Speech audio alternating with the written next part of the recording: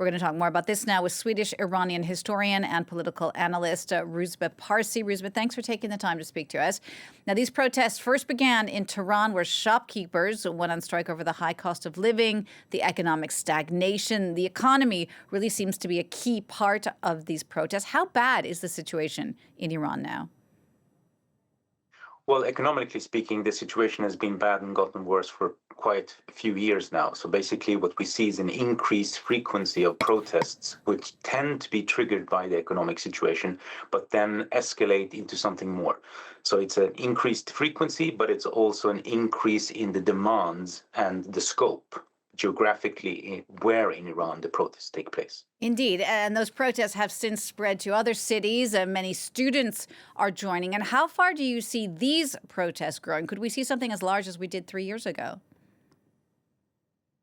That is very potentially possible. I think the problem for the Iranian government and the state in general is that no one believes them. That is, they have very little faith. The population has very little faith in their ability to address any of the issues, whether it's political rights or the economically dire situation.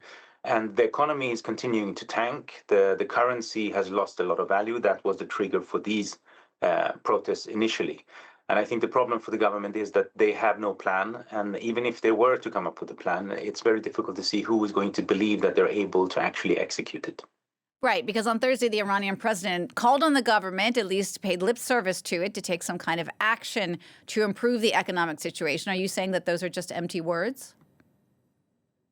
Well, the problem in Iran, to some degree, is that there are elements in the state who want to accommodate to some degree what the protesters want, whether it's on the economic side or the political side, but they have to contend with a security establishment that never wants to give up any kind of control. And for the protesters, then that becomes a problem of credibility. That is, if the president is trying to accommodate them, is it just a tactic? Does he actually himself believe that it is possible? And how far is he then willing to go at, going toe-to-toe with the security establishment to try and actually get some of that stuff done. And I think what we're seeing now is also a younger generation that simply don't care about these different institutional mechanisms and just simply protest because they want to get rid of the system, as they say. And that is understandable. But the thing is that when you're fighting a state, you need to have something to replace it with. You need to have a plan. And that is the big question. Is parts of the protest movement going to be able to, in a sense, come up with a plan and organize itself in a way to become a counterpart in anything that looks like negotiations with the state? So what are your thoughts on that? Do you think that is possible? Well, there are different variations on how that could happen. I mean, it could be totally indigenous, so to speak, within the protest movement. But most likely, if we look at other historical examples, if it does not end up in total bloodshed, what you're looking at is bridges between elements within the state who can either control or stay the hand of the security establishment and counterparts from within society at large, the protest movement. And I'm sure that there are some connections and contacts being made, but so far none of those have actually amounted to anything that looks like a roadmap that anyone from within the state is willing to take on and say, yes, this is a way out of this impasse. Right. So in the meantime, we could just be seeing more and more protests. Do you think that they would have any kind of bigger implication, not just in Iran, but also across the region?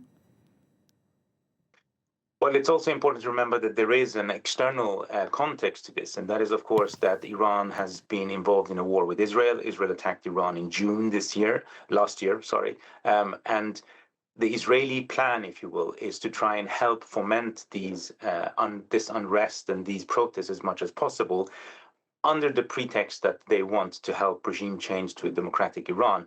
But I think it's quite clear that for them, it's just about making sure that the Iranian state does not pose a threat to Israel. And so there are connections and complications on how what's happening in Iran is either being helped or, in a sense, undermined in terms of legitimacy from the outside. Rouzbeh, thanks for taking the time to speak to us. That's Rouzbeh Parsi. Thank you very much.